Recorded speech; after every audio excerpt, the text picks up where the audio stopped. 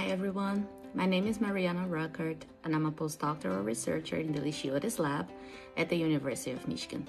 I'm one of the 2025 Sky Foundation grantees and I'm very grateful for the opportunity to share my work, and I also want to thank the Sky Foundation for supporting pancreatic cancer research. As many of you know, pancreatic cancer is one of the hardest cancers to treat, and the major reason for that is because it grows quietly without clear symptoms. Therefore, most of the patients are diagnosed when it's already too late and the cancer has already spread. That's why my project focuses on something very important: the earliest changes that happens in the pancreas before a tumor is fully formed. Our main goal is to understand what it takes for a normal cell to become cancerous and then tackle these changes before they are fully established. In a normal, healthy pancreas, the acinar cells help us digest food by producing enzymes. But when the pancreas is injured or inflamed, such as what happens in pancreatitis, the cells can temporarily switch into a different state as a way to cope with stress. In many cases, when this inflammation is resolved, the cells can switch back into normal. However, when certain cancer-driving changes are present, the cells can become stuck into this altered state, and this can be one of the first steps into pancreatic cancer. One of the most common changes in pancreatic cancer involves a gene that is called KRAS.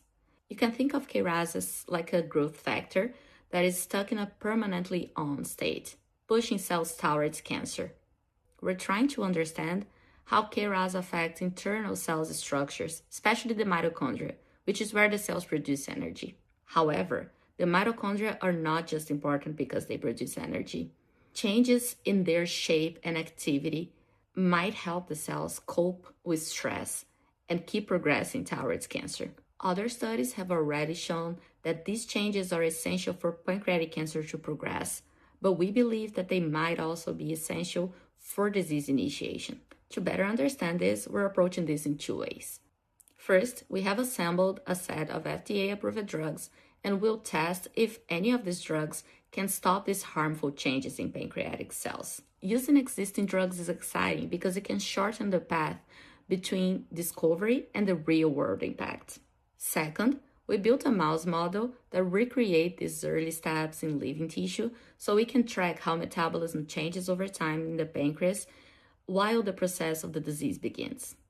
Right now, we are in the preliminary data collection phase, which means we're gathering key evidence to tell us which drugs and pathways are most promising in our study.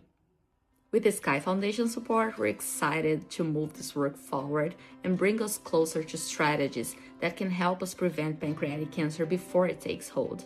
Thank you, Sky Foundation, for believing in this research, and thanks to patients, families, and the donors who trust our work to come up with better solutions for this disease.